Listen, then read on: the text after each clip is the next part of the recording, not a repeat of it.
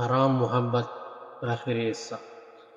گھر لا کر اسے میں نے انتہائی زوردار تھپڑ مارا کہ میری انگلیاں اس کے منہ پر چھپ گئی اور اسے کہا کہ اب وہ اس گھر میں مزید ایک لمحہ بھی نہیں رہ سکتی، اور اسے اس کے گھر چھوڑنے نکل پڑا۔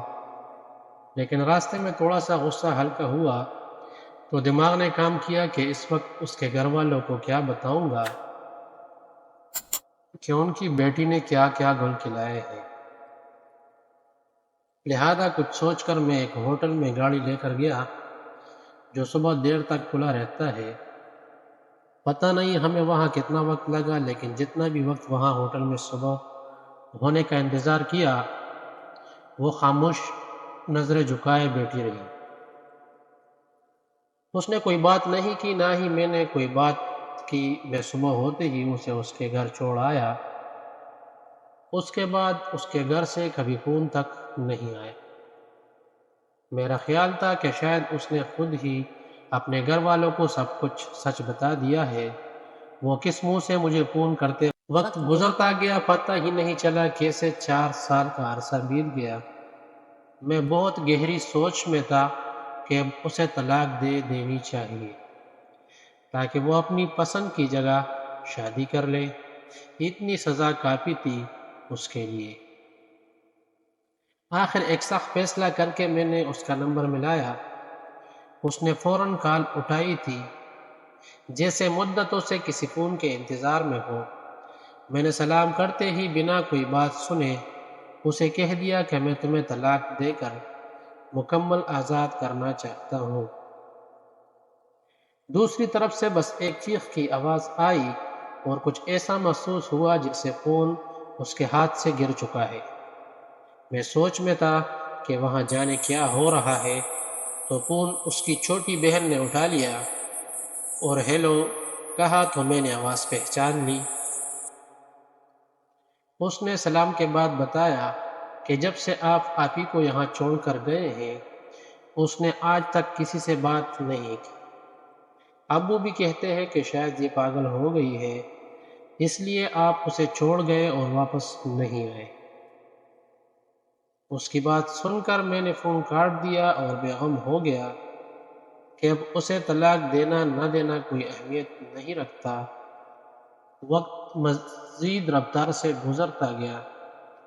میں نے بھی دوسری شادی کر لی اور اللہ نے ایک پیارا سا بیٹا بھی دے دیا۔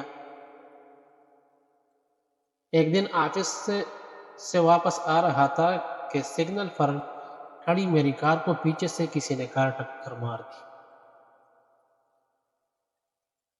میں غصے سے نیچے اترا، پیچھے کو گیا تو مہران کار میں ایک شخص تھوڑا سہما بیٹھا تھا۔ میں نے غصے سے اسے کچھ کہنا چاہا لیکن ایک دم سے رک گیا اور سوچنے لگا کہ اسے میں نے کہیں دیکھا ہے۔ تھوڑا دماغ پر زور دینے کی کوشش کی لیکن بے سود۔ ابھی انہی سوچوں میں تھا کہ وہ کار سے باہر نکل آیا اور مجھے کہنے لگا کہ آپ آگے آگے چلیے، کہیں سائڈ پر کار لگا لیں تاکہ میں آپ کا نقصان بھر سکوں۔ میں گاڑی سائڈ پر لے گیا، وہ بھی میرے پیچھے تھا۔ میں نے گاڑی روکی، وہ بھی آ گیا اور مجھے پہچانتے ہوئے میری پہلی والی بیوی کو بابی کہہ کر اس کا احوال پوچھنے لگا۔ مجھے جھٹکا سا لگا اور سب کچھ یاد آنے لگا۔ یہ وہی شخص تھا جس کے ساتھ میں نے اپنی بیوی کو ہوٹل میں پکڑا تھا۔ میں نے بتایا کہ میں اسے چھوڑ چکا ہوں اور دوسری شادی کر لی۔ اسے بہت افسوس ہوا میری اس بات سے، لیکن میں پھر بھی اس سے بہت کچھ جاننا چاہتا تھا۔ ایسے قریبی ہوٹل میں لے گیا، چائے منگوائی، دوستی کا ماحول سا بنا لیا۔ اس نے میرے پوچھنے پر بتایا کہ وہ ایک سائیکو قسم کی لڑکی تھی، ہمارے کلاس فیلو تھی اور مجھے 22 سمجھتی تھی۔ ہماری ہی کلاس کے ایک لڑکے سے اس کی دوستی تھی۔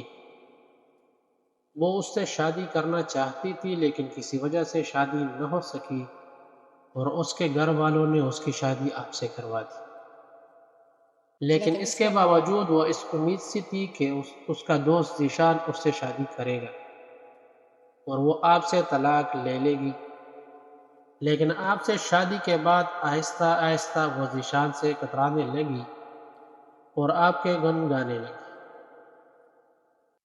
ذیشان سے رابطہ ختم ہو گیا۔ اس رات اس نے مجھے ہوٹل میں بلوایا تھا کہ میرا یہ ایک آخری پیغام ذیشان تک پہنچا دیں۔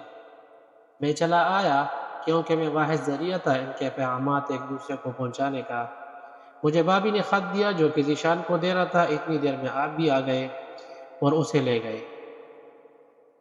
میں بہت پریشان تھا آپ کے رویے کے بعد۔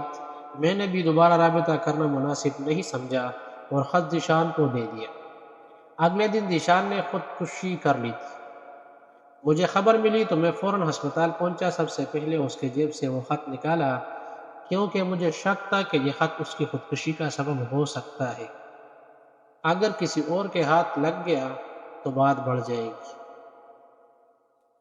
میں نے تدفین کے بعد گھر آ کر وہ خط پڑھا جس میں لکھا تھا، ذیشان اب تم میرا انتظار ختم کر دو اور کہیں اچھی سی لڑکی دیکھ کر شادی کر لو۔ میرے شوہر کے حسن سلوک نے میرا دل جیت لیا۔ میں اسے مزید کسی تکلیف میں مبتلا نہیں کر سکتی۔ مجھے لگتا ہے کہ مجھے اپنے شوہر سے عشق ہو گیا ہے۔ وہ بہت صابر، شاکر اور ہمت والا انسان ہے۔ میں نے اس کی زندگی عذاب بنا دی، اب میں اس کا ازالہ کرنا چاہتی ہوں۔ تم یوں سمجھنا کہ میں کبھی میری زندگی میں تین بھی نہیں۔ والسلام۔ میں اس کی سارے باتیں سنتا رہا اور گزرے وقت کو سوچتا رہا اور جانے کس وقت گھر پہنچ گیا پتہ ہی نہیں چلا۔ صبح صبح گاڑی نکالی اور اس کے گھر پہنچ گیا۔ پہنچنے پر سالی نے ایک طرف اشارہ کیا، میں نے وہاں دیکھا تو زمین پر بکھرے بال، گندے کپڑے، ایسا لگتا تھا کئی دنوں سے اپنا چہرہ تک نہیں دھویا۔ اس نے پاگلوں کی طرح زمین پر لکیریں مار رہی تھی۔ اس کے ہاتھ میں تنکا تھا، شاید میں قریب چلا گیا، دیکھا تو زمین پر میرا نام لکھتی اور مٹا دیتی، پھر لکھتی اور پھر مٹا دیتی۔ میں نے اٹھانا چاہا تو پھوٹ پھوٹ کر چیخیں مار مار کر رونے لگی۔ وہ مجھے پہچان گئی تھی اور سب کچھ سمجھ رہی تھی۔ وہ پاگل نہیں تھی لیکن سب اسے پاگل ہی کہہ رہے تھے۔ میں نے اسے اٹھایا، سہارا دیتے ہوئے گاڑی تک لایا اور گاڑی میں بٹھا لیا اور سیدھا گھر لے گیا۔ میری بیوی نے دیکھا تو وہ اور پریشان ہو گئی کہ میں کس فقیرنی کا اٹھا لایا ہوں۔ میں نے اسے کہا کہ تم بعد میں ساری بات سمجھاتا ہوں۔ اسے نئے کپڑے دیے اور کہا کہ نہا لو، کپڑے تبدیل کرو، تم سے کچھ باتیں کرنی ہے۔ وہ نہا کر آئی، وہی پرانی دلہن جسے آج تک کسی نے چھوا تک نہیں تھا۔ کچھ کہنا چاہتی تھی مگر اس کے ہونٹ کانپ رہے تھے۔ مجھے دیکھنا چاہتی تھی مگر آنکھیں بھیگی ہوئی تھی۔ میں خود ہی کہنے لگا کہ خدا کی قسم میں تمہاری پاک دامن کی گواہی دیتا ہوں اور تمہیں معاف کرتا ہوں، تم بھی مجھے معاف کر دو۔ وہ پھر سے زمین پر بیٹھ گئی اور پھوٹ پھوٹ کر رونے لگی۔ میں نے سہارا دیا، کمرے تک لے گیا، اسے کہا کہ تم واقعی ہی پاگل ہو، سب سچ ہی تو کہتے ہیں کہ یہ پاگل ہے۔